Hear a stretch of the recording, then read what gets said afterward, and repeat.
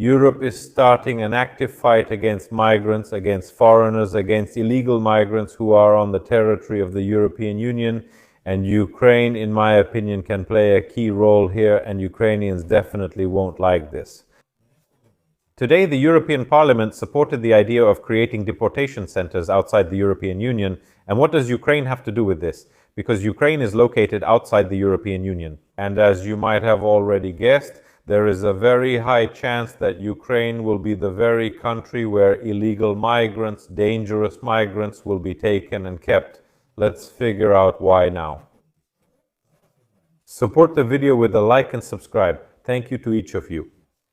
Actually, my theory is that there is a war going on in Ukraine right now, and Europe doesn't really want to end it, for one simple reason. In order to create conditions under which those migrants who are now in Europe and whom Europe, let's say, wants to send somewhere else, can later be voluntarily sent to Ukraine.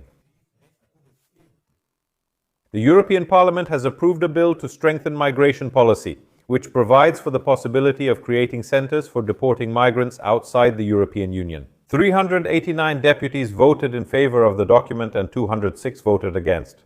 The new rules allow asylum seekers to be sent to so-called return centers in third countries, provided that appropriate agreements are in place and exception is made for minors. As an example, supporters of the initiative cite the agreement between Italy and Albania, where Italy sends illegal migrants to Albania.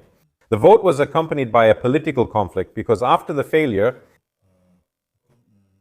central faction's compromise failed, the European People's Party managed to pass the text with the support of right-wing parties, which drew criticism from some social democrats and liberals. Because far-right forces support any movement if it means expelling foreigners or some migrants from their countries. Because that's basically what all their politics are built on. We see this with the anti-Ukrainian Confederation Party in Poland, and we see it with Trump's team. Now they're carrying out purges in the territory of the United States of America. This is also happening in other European countries, and right-wing forces across Europe are gaining tremendous popularity today. So, basically, it is said that now the document has to go through negotiations between the European Parliament, the European Commission, and the European Union Council, after which it can be finally approved. But in fact, it was actually voted on. Now, let's talk about what role is assigned to Ukraine in all of this. Ukraine, in my opinion, could simply become a dumping ground for everyone the European Union doesn't want to see on its territory. And this is actually yet another confirmation that why nobody wants to accept Ukraine into the European Union, and nobody is planning to take Ukraine into either the European Union or NATO. There are two reasons, actually three.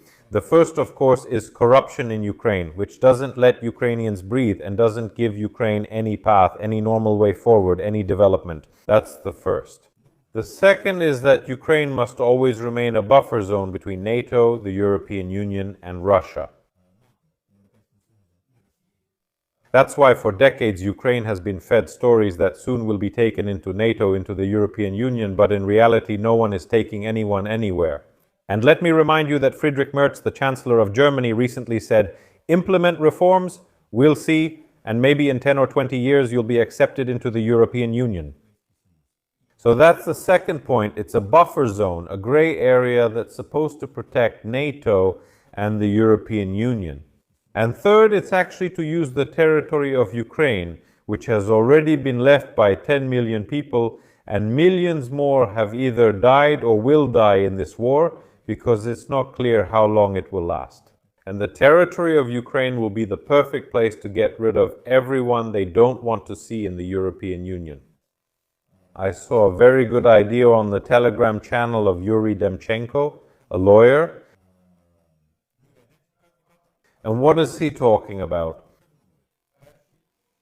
Why can these centers be opened in Ukraine, and why can all the unwanted people be sent there? First of all, there will be a shortage of workers in Ukraine, and refugees can become a great alternative, meaning refugees may be given a choice, either go home or work in Ukraine. And actually, we can see that in Ukraine they've been talking about the staff shortage for a very, very long time. There is a shortage of 8.5 million workers, and it will be necessary to bring at least 300,000 migrants from other countries to work in Ukraine. And since work in Ukraine is hard, and secondly, low paid, probably very few people will want to come to Ukraine voluntarily. But if Europe deports refugees from Africa, Asia, and the Middle East to these centers in Ukraine, then for them, Ukraine will actually be a great option, since they won't have to return to their home countries where things could be much worse for them. That's the first thing, and the Ukrainian authorities will make such decisions easily because I will act for these centers. That is, first of all, they will pay money. That is, the Ukrainian authorities will receive this money, and it's unclear how it will be spent later, and Ukraine will get a workforce. So this will also not be presented under the pretext that we want to dump everyone we don't need on you, but it will be presented under a different pretext. That we are providing you with refugees, providing you with a workforce, and you won't have to bring them in at your own expense. Imagine, secondly, that Ukraine will have credit obligations to the European Union which can be taken into account for the creation of such deportation centers. And basically, they can either pay money or they can simply write off certain loans that, let me remind you, are currently being given to Ukraine, so that Ukraine can fight for the freedom and security of the European Union. So, if anyone thinks that Ukraine is fighting for the money we receive as aid, that's not true. There is no real aid. In reality, all there is money from the European Union, which are given to Ukraine as loans. They will have to be paid back later, either with interest or without interest, but they will have to be repaid. So in fact, there is no real help or support at all. There are loans given to Ukraine so that Ukraine, at its own expense and with the lives of its citizens, protects the European Union. Because that's exactly how it looks right now, unfortunately. And thirdly, almost none of the European or pro-European countries want to take on the responsibility of hosting such centers. And that's also understandable because they simply want to kick them all out of Europe. And we see that this kind of rhetoric has been going on throughout the entire European Union for about a year now, so that those who don't want to work, those who aren't satisfied with something, or for some other reason can't return home, will simply be sent to such centers. And Ukraine today, as we can see, is the perfect option for these migrants. And this will be presented to Ukrainians as a victory. Because those damned Ukrainians left, the refugees went abroad.